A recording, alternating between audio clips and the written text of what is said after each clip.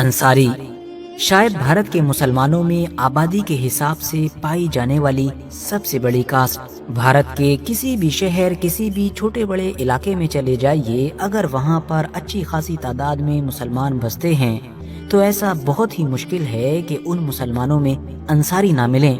انصاری آپ لوگوں کو ہر جگہ دکھائی دیں گے۔ ویسے تو خود اسلام کے اندر کوئی بھی جات پات یا کاسٹ سسٹم جیسا کوئی بھی کانسیپٹ پایا ہی نہیں جاتا ہے، بلکہ کوئی بھی ایسی چیز کہ جو لوگوں کے بیچ فرق کر رہی ہو یا اونچ نیچ جیسی چیزوں کو بڑھاوا دے رہی ہو، ایسی چیزوں کو اسٹرانگلی اپوز کرنے کے لیے انکریج کیا جاتا ہے۔ مگر کیونکہ انڈیا، پاکستان اور بنگلہ دیش جیسے علاقوں میں رہنے والے مسلمان پچھلے سینکڑوں بلکہ ہزاروں سال سے اس بھارت کی مٹی پر بستے آ رہے ہیں کہ جس بھارت کے اندر پچھلے ہزاروں سال سے ہی جاتی واد کو بڑی ہی شدت کے ساتھ فالو کیا جاتا ہے۔ نہ صرف فالو کیا جاتا ہے بلکہ عام طور پر یہ تک کہا جاتا ہے کہ یہاں کے لوگوں کی نس نس میں جاتی واد بسا کرتا تھا۔ تو ایسے ماحول میں رہنے والے مسلمان بھی ایک مسلمان ہوتے ہوئے بھی اپنے آپ کو دماغی طور پر اس کاسٹ سسٹم یا جاتی واد سے آزاد نہ کر سکے۔ یہی وجہ ہے کہ آج کے دور میں بھی آپ لوگوں کو بھارت کے اندر مسلمانوں کی جو جاتیاں ہیں، جو کاسٹ ہیں، ان کی ایک لمبی لسٹ مل جائے گی، اور اسی لمبی لسٹ کے اندر ہم لوگوں کو ایک بہت ہی مشہور اور اہم نام دکھائی دیتا ہے، مطلب کہ انصاری۔ اب ساتھیوں، انصاریوں کا ذکر جب کبھی بھی آتا ہے تو ایک سوال اکثر ڈیبیٹ کی وجہ بنتا ہے، اور وہ سوال یہ ہوتا ہے کہ آخر بھارت کے انصاریوں کا اتہاس کیا ہے؟ یہ لوگ کس کی اولاد ہیں اور کہاں سے آئے ہیں؟ کیا ہمیشہ سے ہی ان کا تعلق بھارت سے ہی ہوا کرتا تھا، یا پھر یہ عربی نسل ہیں اور خاص طور سے عربیوں کا جو ایک مشہور انصار قبیلہ تھا اس سے تعلق رکھتے ہیں، جیسا کہ بہت سارے خود انصاریوں کی طرف سے بھی کلیم کیا جاتا ہے، یا پھر سچائی ان سارے ہی دعووں سے جدا ہے؟ ساتھ ہی سوال تو یہ بھی ہے کہ تینوں ہی مذاہب، مطلب کہ عیسائیت، اسلام اور یہودیت میں اہم سمجھے جانے والے پیغمبر حضرت ابراہیم علیہ السلام کے ساتھ، اور ہاں خاص طور سے یہودیوں کے ساتھ بھی ان انصاریوں کا اتہاس میں کیا کنیکشن رہا ہے؟ تو چلیے ان سارے ہی سوالوں کے جواب جاننے کی کوشش کرتے ہیں آج کے اس ویڈیو میں۔ اب ان سارے سوالوں کے جواب جاننے کے لیے ہمیں ہمیشہ کی طرح آج بھی لگ بھگ 8 سے 4 یا 4.5 ہزار سال پیچھے چلنا ہوگا، جب ہماری اس دنیا میں خدا کی طرف سے ایک مشہور پیغمبر حضرت ابراہیم علیہ السلام کو بھیجا گیا تھا۔ ہسٹوریکلی یہ بات ثابت ہے کہ آج کے دور میں دنیا بھر میں جتنے بھی عرب لوگ پائے جاتے ہیں، یا پھر جو بنی اسرائیل مطلب کہ آج کے دور کے یہودی بھی ہیں، یہ سارے کے سارے لوگ انہی ایک حضرت ابراہیم، یا جن کو ویسٹرن ورلڈ میں عام طور پر لوگ ابراہم بھی کہتے ہیں، انہی کی نسل سے ہیں۔ ان کے 2 مشہور بیٹے جن میں سے ایک حضرت اسماعیل تھے، ان کی نسل سے آج کے دور کے سارے عربی لوگ پیدا ہوئے، جبکہ دوسرے بیٹے حضرت اسحاق، تو ان کی نسل سے بنی اسرائیل کے تمام قبیلوں کا تعلق ہے، جن قبیلوں میں سے ظاہر ہے ایک قبیلہ یہودی قوم بھی ہے۔ ویڈیو کے ٹاپک کے لحاظ سے آج ہم صرف عربوں کے فادر مطلب حضرت اسماعیل علیہ السلام کی بات کرتے ہیں۔ ان کے بارے میں ہسٹوریکل ایویڈنسز بتاتے ہیں کہ ان کے لگ بھگ 12 کے قریب بیٹے جبکہ ایک بیٹی ہوا کرتی تھی۔ ان میں سے بھی 2 بیٹے کافی مشہور تھے، نابد اور قیدار، کیونکہ مشہور عرب اتہاسکار ابن خطیر نے لکھا ہے کہ آج جتنے بھی عربی لوگ ہیں وہ سب انہی 2 بیٹوں کی نسل میں سے ہیں۔ ان میں سے جو قیدار تھے انہی کی نسل سے عرب کا سب سے مشہور قریش قبیلہ تھا، جو مکہ شہر اور اس کے آس پاس کے علاقے میں ہی رہتا تھا، اور ظاہر ہے آگے جا کر اسی قبیلے کے اندر ہی پھر آخری پیغمبر حضرت محمد صلی اللہ تعالی علیہ وسلم کا جنم بھی ہوا تھا۔ مگر یہ جو دوسرے مشہور بیٹے نابد تھے، ان کی جو عربی اولادیں تھیں وہ قریش قبیلے سے کافی الگ تھیں، بلکہ ان لوگوں کا جو ٹھکانہ تھا، جو رہنے کی جگہ تھی، وہ بھی مکہ یا اس کے آس پاس کے علاقے سے کوسوں دور تھی۔ اور انٹرسٹنگ بات یہ ہے کہ انہی نابد کی نسل میں ہی آگے جا کر عرب کا وہ مشہور قبیلہ پیدا ہوتا ہے کہ جس کو اتہاس میں انصاری قبیلے کے نام سے جانا جاتا ہے۔ شروع میں تو یہ لوگ عرب کے بالکل ساؤتھ مطلب کہ آج کے دور کے یمن کے علاقے میں رہا کرتے تھے، مگر پھر ایک دور ایسا آیا کہ جب یہاں پر 2 پہاڑوں کے بیچ میں موجود ایک ڈیم خطرناک طریقے سے ٹوٹ گیا۔ نتیجہ یہ ہوا کہ بڑی ہی خطرناک باڑھ آئی، ایک ایسا سیلاب کہ جس کے نتیجے میں یہ پورا علاقہ ڈوب گیا۔ اور ہاں، آپ کو بتاتے چلیں کہ اس سیلاب یا اس گھٹنا کا ذکر قرآن کی سورہ سبا کے اندر بھی موجود ہے۔ نتیجہ یہ ہوا کہ ان سارے لوگوں کو اپنی سردار کی لیڈرشپ میں یمن کا یہ علاقہ چھوڑ کر جانا پڑا۔ اب یہ لوگ عرب کے پورے علاقے میں اپنا نیا ٹھکانہ ڈھونڈ رہے تھے اور ان کی یہ جو کھوج تھی، یہ جو تلاش تھی، عرب کے مشہور علاقے یثرب پر جا کر ختم ہوئی۔ آپ میں سے اگر کچھ لوگوں کو نہیں پتا ہے تو ہم یہاں پر یہ بھی بتاتے چلیں کہ یثرب دراصل آج کے دور میں جو مدینہ شہر ہے اسی کا پرانا نام ہوا کرتا تھا، اور یہاں سے اس پورے قبیلے نے آج کے دور کے مدینہ میں رہنا شروع کیا۔ یثرب مطلب کہ مدینہ میں آباد ہونے کے بعد اب ان لوگوں کے سردار حارثہ کے یہاں پر 2 بیٹوں کی پیدائش ہوتی ہے، جس میں سے ایک کا نام اوس جبکہ دوسرے کا نام خزرج تھا۔ ان دونوں کے بارے میں جاننا اس لیے بھی ضروری ہے کیونکہ آگے جا کر انہی دونوں بیٹوں سے انصاری قبیلے کی 2 الگ الگ شاخائیں جنم لیتی ہیں۔ مطلب اوس سے انصاریوں کا اوس قبیلہ شروع ہوا، جبکہ اسی طرح سے خزرج سے انصاریوں کا دوسرا قبیلہ خزرج شروع ہوتا ہے۔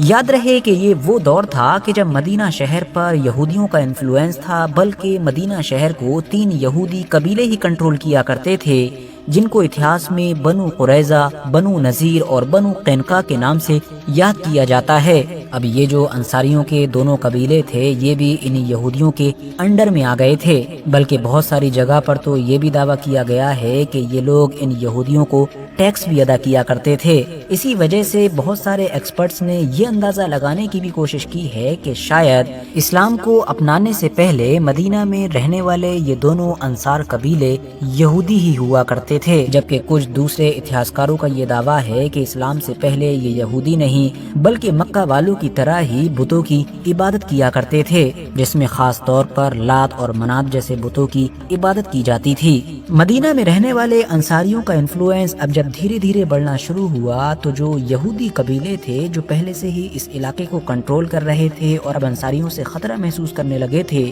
انہوں نے ان کے انفلوئنس کو ختم کرنے کے لیے یا ان کو کنٹرول میں رکھنے کے لیے بہت سارے پیترے اپنانے شروع کر دیے، اور ان کی یہ سازشیں کامیاب بھی ہو گئیں کیونکہ انہوں نے بڑی ہی کامیابی کے ساتھ اوس اور خزرج نام کے ان دونوں انصاری قبیلوں کے بیچ ایسی درار ڈالی کہ یہ دونوں آپس میں ہی ایک دوسرے کے سب سے بڑے دشمن بن گئے، اور ان دونوں کے بیچ یہ دشمنی اس دور تک جاری رہی کہ جب تک خود آخری پیغمبر حضرت محمد صلی اللہ تعالی علیہ وسلم کی مدینہ میں انٹری نہیں ہو گئی۔ اب یہاں پر نوٹ کرنے والی بات یہ بھی ہے کہ انصار کے ان دونوں قبیلوں میں سے بھی یہ جو خزرج تھا یہ انفلوئنس میں تھوڑا زیادہ آگے تھا، بلکہ ان دونوں ہی قبیلوں کا عام طور پر جو سردار مانا جاتا تھا یا بنایا جاتا تھا اس کا تعلق بھی اسی خزرج قبیلے سے ہوتا تھا۔ یہی نہیں بلکہ جو کچھ لوگ یہ دعویٰ کرتے ہیں کہ انڈیا اور پاکستان کے انصاریوں کا تعلق بھی عرب کے انصار لوگوں سے ہے، تو وہ بھی ہند کے انصاریوں کا شجرہ یا ہند کے انصاریوں کا تعلق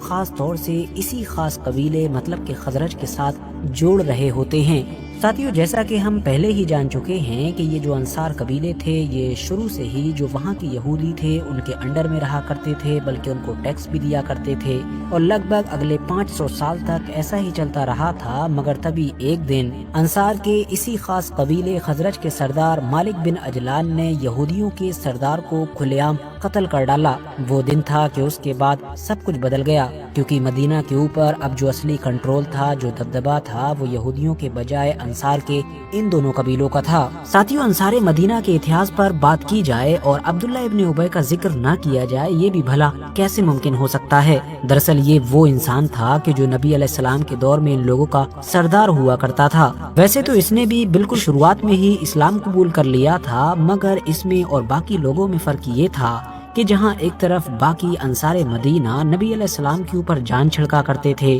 تو وہیں دوسری طرف یہ اوپر سے تو مسلمان تھا لیکن اندر ہی اندر مسلمانوں کے خلاف سازش کرتا رہتا تھا۔ مسلمانوں کے جتنے بھی دشمن گروپ تھے یہ ان کے ساتھ گٹھ جوڑ کر کے رکھتا، اندر ہی اندر ان کی مدد کرتا رہتا اور ان کے ساتھ مل کر مسلمانوں کے خلاف سازشیں کرتا رہتا، جس کی وجہ سے اس کو رئیس المنافقین کا نام بھی دیا گیا، مطلب کہ منافقوں کا سردار۔ مدینہ میں رہنے والے ان انصاریوں میں سے وہ انسان کے جو اتہاس میں سب سے زیادہ مشہور ہوئے وہ کوئی اور نہیں بلکہ نبی علیہ السلام کے ایک عظیم صحابی حضرت ابو ایوب انصاری ہیں۔ ان کے بارے میں سب سے زیادہ خاص بات تو یہی ہے کہ ان کو آخری پیغمبر حضرت محمد صلی اللہ تعالی علیہ وسلم کا ہوسٹ مطلب کہ میزبان بننے کا موقع ملا۔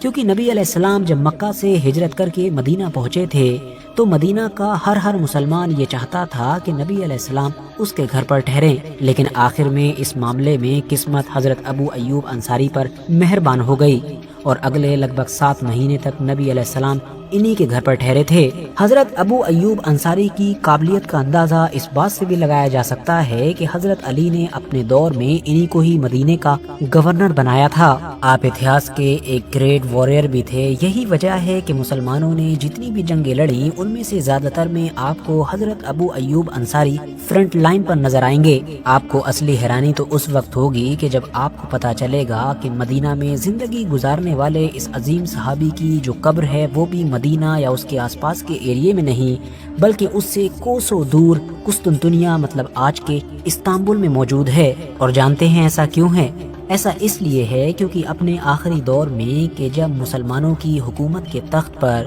حضرت امیر معاویہ بیٹھے ہوئے تھے تو ہم جانتے ہیں کہ مسلم دنیا میں سول وار کا ماحول تھا، ہر طرف مسلمانوں میں آپس میں ہی جنگیں چل رہی تھیں۔ اس چیز سے پریشان ہو کر یا آپ یہ بھی کہہ سکتے ہیں کہ خود کو اس مصیبت سے سلامت رکھنے کے لیے آپ اپنی 70-80 سال کی عمر میں بھی مسلم فوجوں کے ساتھ بیزنٹائن ایمپائر کے خلاف لڑنے کے لیے قسطنطنیہ کے بارڈر پر تھے۔ جنگ کے دوران ہی بیمار پڑنے کی وجہ سے بزرگی کی حالت میں آپ نے اس دنیا کو الوداع کہا اور آپ کی خواہش کے مطابق آپ کو قسطنطنیہ مطلب کہ آج کے ترکی کے استنبول میں ہی دفنا دیا گیا۔ ٹھیک 750 سے 800 سال گزر جانے کے بعد جب فائنلی عثمانیوں کے ایک چشم و چراغ محمد سیکنڈ نے قسطنطنیہ مطلب کہ استنبول کو فتح کیا تو محمد سیکنڈ نے نہ صرف سب سے پہلے حضرت ابو ایوب انصاری کی قبر کا پتہ لگایا بلکہ ان کی قبر کے اوپر ایک عظیم الشان مقبرہ بھی تعمیر کروایا۔ اب اگر حضرت ابو ایوب انصاری کی اولادوں کے بارے میں بات کی جائے تو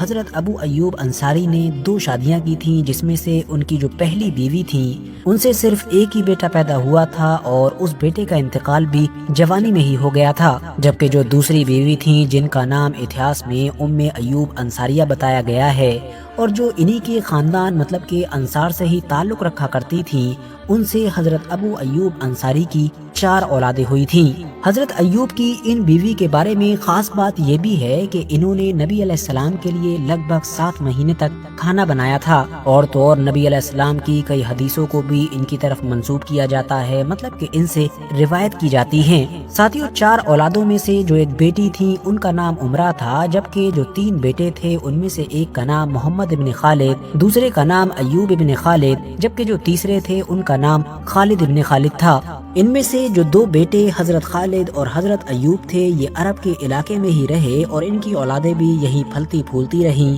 اور آج کے دور میں ان کی زیادہ تر اولادیں قطر اور بحرین جیسے علاقوں میں پائی جاتی ہیں، مگر ان کے یہ جو بڑے بیٹے تھے مطلب حضرت محمد ابن خالد، ان کی اولادیں وقت کے ساتھ پھر ایران، افغانستان اور ہندوستان جیسے علاقوں کی طرف بڑھتی چلی گئی۔ اس کی وجہ یہ تھی کہ حضرت ابو ایوب انصاری کے یہ خاص بیٹے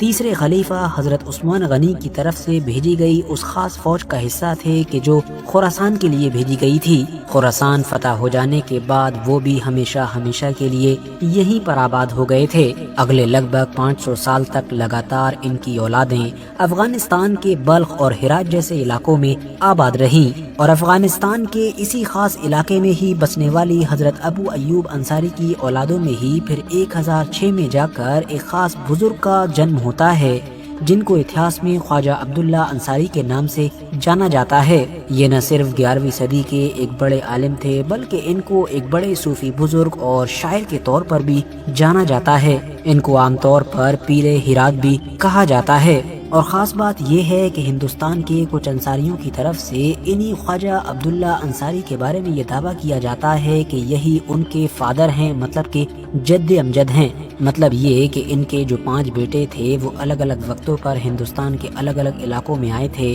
اور ان کی اولادیں ہی آج کے دور کے انصاری لوگ ہیں۔ کوئی کہتا ہے کہ ان کے بیٹے یا ان کے بیٹے کی بھی جو اولادیں تھیں وہ دہلی سلطنت کے دور میں آئیں، تو کوئی کہتا ہے کہ شاید ان کے بیٹے کی جو اولادیں تھیں थीं वो 1526 में बाबर के साथ आईं। अब वैसे दोस्तों, अभी तक हम लोगों ने जो अरब के अंसार के बारे में बातें की उसके बारे में किसी को कोई शक नहीं है, वो 100% सही है। और फिर बाद में हजरत अबू अयूब अंसारी के जो एक बेटे थे उनकी औलादें खुरासान या अफगानिस्तान के इलाके में आकर भी आबाद हो गई, इसमें भी किसी को कोई शक नहीं है। जो असली डिबेट शुरू होती है वो यहाँ पर कि क्या वाकई ख्वाजा अब्दुल्ला अंसारी की औलादें अलग अलग वक्तों पर हिंदुस्तान में आईं या नहीं, और अगर आईं भी तो क्या सच में हिंदुस्तान के इलाके में आज जो इतनी बड़ी तादाद में अंसारी पाए जाते हैं, क्या वो सच में सारे के सारे इनकी नस्ल या फिर इनडायरेक्टली कहें तो हजरत अबू अयूब अंसारी की नस्ल से हैं? तो इसका जवाब अगर आप लोग ढूंढने की कोशिश करेंगे तो आप लोगों को ज्यादातर इतिहासकारों की तरफ से या ज्यादातर एक्सपर्ट्स की तरफ से ना में ही मिलेगा। जो लोग ऐसा दावा करते हैं, मतलब हिंदुस्तान के अंसारियों का ताल्लुक हजरत अबू अयूब अंसारी से जोड़ते हैं, उनका नंबर दरअसल काफी कम है। उसकी वजह ये है कि इससे जुड़ी हुई कोई भी चीज, इससे जुड़ा हुआ कोई भी रिकॉर्ड जो इस बात को सच साबित करे वो दरअसल रिटन हिस्ट्री में नहीं है, यानी कि लिखित तौर पर कहीं पर भी नजर नहीं आता है। बल्कि ये चीज तो हिंदुस्तान की अंसारी कम्युनिटी में एक ट्रेडिशनल या आप कह सकते हैं कि एक ओरल वे में वक्त के साथ ट्रांसफर होती हुई आई है। मतलब अंसारियों के जो बुजुर्ग लोग हुआ करते थे, जो बड़े बूढ़े हुआ करते थे, वो अपने बच्चों को, अपने लोगों को इससे जुड़ी हुई कहानियां या इससे जुड़े हुए ये जितने भी कनेक्शन हैं उनके बारे में सुनाया और बताया करते थे। मगर रिटन हिस्ट्री में, मतलब लिखित तौर पर किसी भी ऐतिहासिक किताब में आपको कोई ऐसी चीज नहीं मिलेगी कि जो पुख्ता तौर पर इस कनेक्शन को या इस चीज को सही तौर पर साबित कर सके। यही वजह है कि इस मुद्दे पर आप चाहे हिंदुस्तान के किसी गैर मुस्लिम इतिहासकार की राय देख लीजिए, किसी मुस्लिम इतिहासकार की राय देख लीजिए, या इवन अंसारी इतिहासकार की भी राय देखेंगे तो सभी में आप लोगों को इस कनेक्शन का जवाब लगभग ना में दिखाई देगा। हाँ, इससे उलट इतिहास की इन किताबों में आप लोगों को हिंदुस्तान के अंसारियों से जुड़ी हुई कुछ दूसरी चीजें दिखाई देंगी। मिसाल के तौर पर हिंदुस्तान के अंसारियों के बारे में अलग अलग ऐतिहासिक किताबों में जो सबसे पुख्ता, सबसे ऑथेंटिक चीज पाई जाती है वो ये है कि आज के दौर के इंडिया और पाकिस्तान में रहने वाले जितने भी अंसारी हैं वो आम तौर पर हमेशा से ही भारत के हुआ करते थे, और खास तौर से इस कबीले या इस ग्रुप के लोग कपड़ा बुनने और कपड़ा बनाने के काम से जुड़े हुए थे। इसीलिए इन लोगों को बुनकर कहा जाता था, क्योंकि हम जानते हैं कि भारत के इतिहास में जितनी भी कास्ट या ये जातियां पाई जाती थी ये आमतौर पर पेशे से जुड़ी होती थी। जैसा कि बाल काटने वाले को नाई कहा जाता था, कपड़े धुलने वाले को धोबी कहा जाता था, या लोहे वगैरह के काम से जुड़े हुए लोगों को लोहार कहा जाता था। ऐसे ही बहुत सारे पेशे और फिर उनसे जुड़ी हुई बहुत सारी जातियों की ये लिस्ट काफी लंबी है। अब क्योंकि ये कपड़ा बुनने और बनाने के काम में थे तो इसीलिए इनको बुनकर कहा जाता था, और हाँ, बहुत सारे लोगों की तरफ से इनको जुलाहा भी कहा जाता था। मगर फिर हुआ ये कि जब बिल्कुल शुरुआती दौर में ही इन लोगों ने खूब बढ़ चढ़ कर इस्लाम अपनाया और बाकी लोगों के मुकाबले में इस्लाम की तबलीग में भी, यानी कि इस्लाम को फैलाने में भी अहम किरदार अदा किया, तो बाहर से जितने भी अरब या तुर्क इलाके से आए हुए मुसलमान थे और उन मुसलमानों में जो खास तौर से स्कॉलर्स थे, उन्होंने इन लोगों को अंसार का नाम दिया। उसकी वजह ये थी कि अरबिक ज़बान में अंसार का मतलब ही सपोर्टर और मददगार होता है। तो उन स्कॉलर्स का ये कहना था कि जिस तरह से जब आखिरी पैगंबर हज़रत मोहम्मद सल्लल्लाहु ताला अलैहि वसल्लम ने मक्का से मदीना की तरफ हिजरत की थी और वहाँ के अंसार लोगों ने उनकी मदद की थी और हर तरह से इस्लाम की तबलीग में भी एक अहम किरदार अदा किया था, बिल्कुल वैसा ही एक अहम और बड़ा किरदार यहाँ के जो बुनकर लोग हैं उन्होंने किया है। इसीलिए उन्होंने इनको अंसारी कहा, जो फिर वक्त के साथ आगे चलकर इनके पुराने नामों से भी ज्यादा मशहूर हो गया। बाकी आप लोगों की इस बारे में क्या राय है, या फिर अगर आपके पास इस मैटर से जुड़ी हुई कोई ऑथेंटिक इन्फॉर्मेशन या कोई और चीज मौजूद है तो कमेंट्स बॉक्स में हमारे साथ जरूर शेयर करें। वीडियो अगर जानकारी से भरपूर लगी हो तो लाइक करने के साथ साथ दोस्तों के साथ जरूर शेयर करें, और ऐसे ही नॉलेजेबल और हिस्टोरिकल वीडियोस हमेशा देखने के लिए हमारे इस चैनल को सब्सक्राइब करने के साथ साथ बेल आइकन को जरूर प्रेस करें। आप ये इस्लामिक प्रोग्राम निज़ामे हक प्रोडक्शन की जानिब से देख रहे हैं। आप हमारे चैनल को सब्सक्राइब करें, वीडियो को शेयर, लाइक और कमेंट करें।